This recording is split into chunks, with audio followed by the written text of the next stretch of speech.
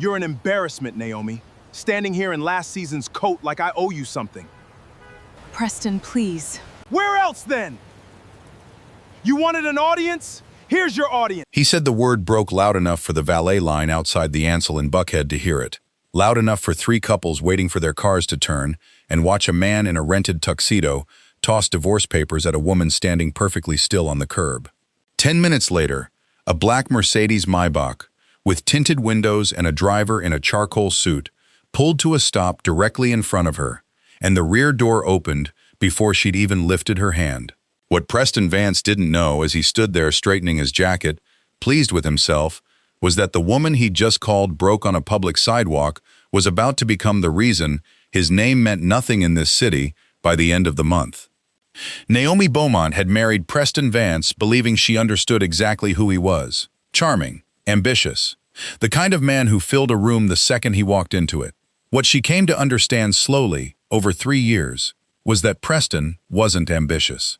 He was performing ambition, and there's a difference between a man building something and a man renting the appearance of having already built it. The Range Rover in their driveway was leased under a business name that didn't exist past a filing cabinet. The Rolex he wore to every dinner, every client meeting, every moment someone might be watching, had been financed through a jewelry consignment company that called the house twice a month asking for Mr. Vance by his full name in a tone Naomi had learned to recognize as the tone collections agencies use when they're being patient on purpose. He talked about his real estate portfolio at parties. Naomi had seen the actual paperwork. 2 mortgaged condos, both behind on payments, held together by a spreadsheet Preston updated at 1 a.m. when he thought she was asleep. She never confronted him about any of it directly, not because she was afraid of him, because she'd learned, growing up the daughter of a woman who built an entire investment firm out of a 2-room office in the 90s, that the person who reacts first usually loses the room. Naomi watched. She kept receipts, literally and otherwise, and she waited to understand the whole shape of what she was looking at before she said a single word about it.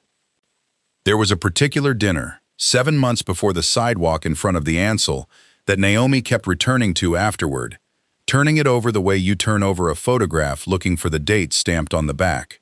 Preston had taken a client to the kind of restaurant where the wine list doesn't show prices, and halfway through the meal he'd leaned back and said, "Easy, unbothered. We're closing on a 3rd property next quarter, aren't we, babe?" Looking at Naomi like a man tossing her a line in a script she was supposed to already know. She'd smiled and said something vague about the paperwork still being finalized, because that was the arrangement they'd fallen into without ever naming it out loud. Preston built the performance, and Naomi, without quite realizing when she'd agreed to it, kept the seams from showing. It wasn't until she was driving home alone that night, Preston still out closing whatever he thought he was closing, that she let herself sit with how naturally the lie had come out of her own mouth. That was the night she started paying closer attention, not to what Preston said, but to what he avoided saying. What she found, 3 months before that sidewalk in front of the Ansel, wasn't a marriage in trouble, it was a liability, with her name quietly attached to it. It started with a letter that came to the house, addressed to both of them, from a lending company Naomi had never heard of. Not a bank. The kind of lender that charges interest rates, banks aren't legally allowed to charge, the kind that exists specifically for people who can't get approved anywhere respectable anymore. The letter referenced a line of credit opened 11 months earlier for $86,000, secured jointly at 34% interest. Naomi's signature was on it. She had never signed it. She sat with that letter at the kitchen island for a long time before she did anything. Then she opened her laptop and started pulling everything Preston had touched financially in the last 2 years. Every account, every application, every co-signed agreement he'd slid in front of her during a hurried 5 minutes between his meetings, telling her it was routine, telling her not to worry about the details, that he had it handled. She found 4 more lines of credit, 2 maxed-out business cards under an LLC that had never filed a single dollar of revenue, a second loan against equity in a house, that according to the county records she pulled that same week, was worth $40,000 less than what they owed on it. The full number, once she added every debt with her name attached to it, sitting quietly, invisibly, behind the version of Preston Vance the world got to see, was $214,000. Comment husband if you think a man building a fortune on paper while his wife's name absorbs the debt is the real definition of broke. She kept going. In the folder buried 3 layers deep in the shared cloud drive Preston forgot she still had access to, she found the draft. His attorney's letterhead. A settlement proposal, dated, ready, written for a divorce he hadn't told her he was planning. Every debt Naomi had just spent a week uncovering was structured in that document to land on her side of the ledger. Every asset that still held any real value, what little remained, was structured to land on his. His attorney had written, almost admiringly, that given Mrs. Vance's more limited independent financial footprint, she would likely lack standing to meaningfully contest asset division. Naomi read that sentence twice. Preston had built his entire exit strategy on the assumption that she had nothing behind her but him. He had no idea what she actually had behind her. Naomi's mother, Corinne Beaumont, had spent 30 years turning a firm most people had never heard of into one most people in finance were careful never to speak carelessly around. Corinne didn't do interviews. She didn't attend galas she wasn't required to attend. She built quietly, the same way Naomi had learned to move through her own marriage, and by the time Naomi sat across from her at the dining table in the house she'd grown up in, laptop open, folder printed and organized by date, Corinne had already noticed things Naomi hadn't said out loud yet. "How long have you known?" Corinne asked, not really a question. "Officially, a week," Naomi said. "I think some part of me has known for a year." Corinne read through the folder without a single interruption. The lending letters, the credit lines, the draft settlement. When she finished, she closed the laptop slowly and looked at her daughter for a long moment. "You didn't come here for money," Corinne said. "No," Naomi said. "I came here because you know people who read documents like this for a living, and I need this read correctly before he decides what story to tell about it." Corinne didn't raise her voice. She never had to. She picked up her phone and made one call to a managing partner at a firm 3 floors of downtown Atlanta belonged to, and said 11 words that would end up meaning more than anything Preston's attorney had drafted. "I need eyes on a predatory lending pattern by Monday." What happened next didn't look like war. It looked like paperwork. Preston found out his financial situation was no longer private, the way most men like him find things out. Too late, and from someone else. A partner at his firm mentioned, almost in passing over lunch, that Vance's name had come up in a compliance review connected to a lending company under regulatory scrutiny for predatory rates targeting people with high visible income and low verifiable assets. Preston laughed it off in the moment. He stopped laughing 3 days later when his line of credit was frozen pending investigation, and the consignment company holding his Rolex called the office directly instead of the house, because the house number, they said, was no longer being answered. By the following week, the calls Preston used to be able to smooth over with a confident voice and a promise of next month weren't landing anymore. Word moves fast in rooms built on appearance. A man who can't quietly make a $40,000 shortfall disappear stops getting invited to close the deals that require people to trust his signature. 2 of his biggest clients pulled their business within the same 10 days, citing, in careful language, concerns about the stability of his current portfolio management. His name, once said in Buckhead the way people say a name they're impressed by, started getting said the way people say a name they're relieved they got out from under before it collapsed on them. He tried, once, to salvage it in person. A charity gala at the Whitfield, the kind of room where Preston used to work a crowd, like he owned the lighting. Naomi wasn't there for him.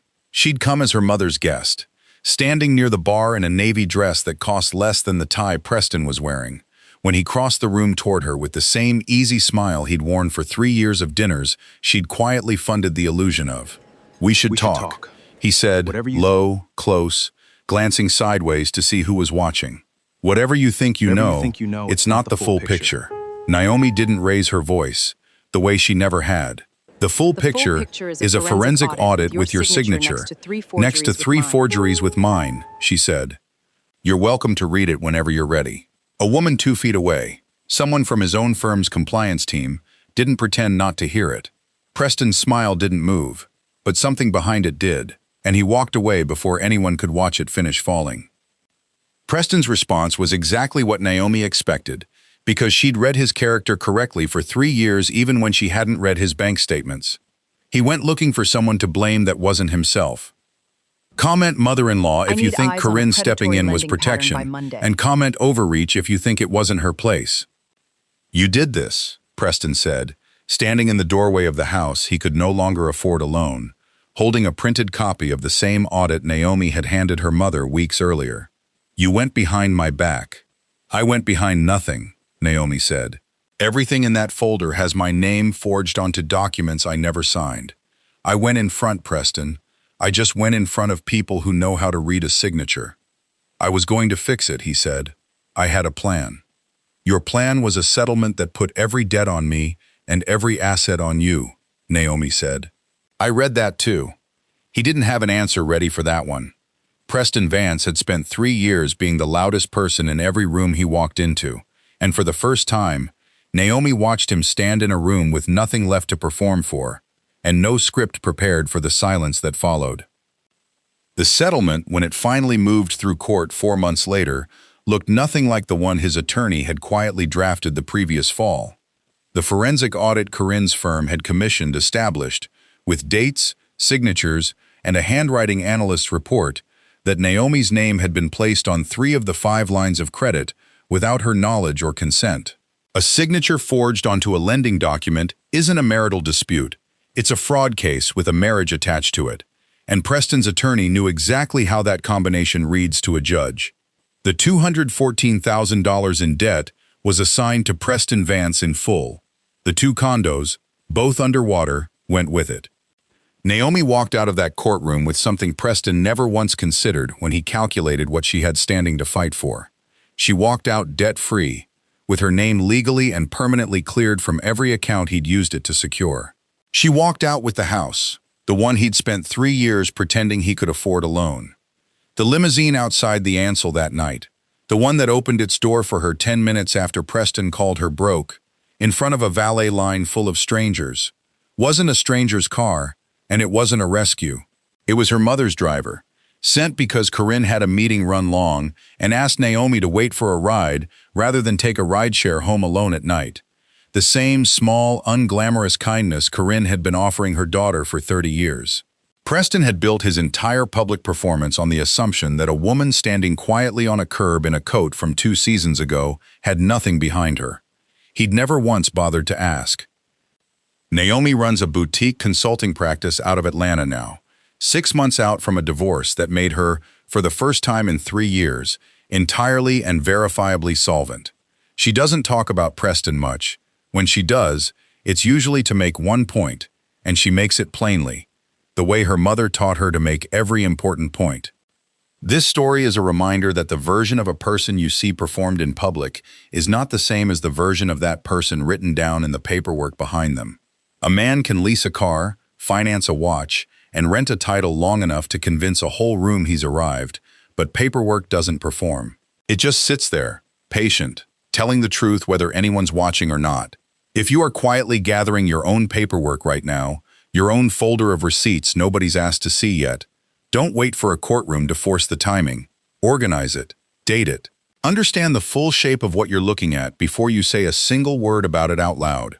And if someone you love is standing on a curb tonight, coat from 2 seasons ago, saying nothing, while somebody louder tries to write the story for her, remember that the quiet ones are very often the ones who already know exactly how the story ends.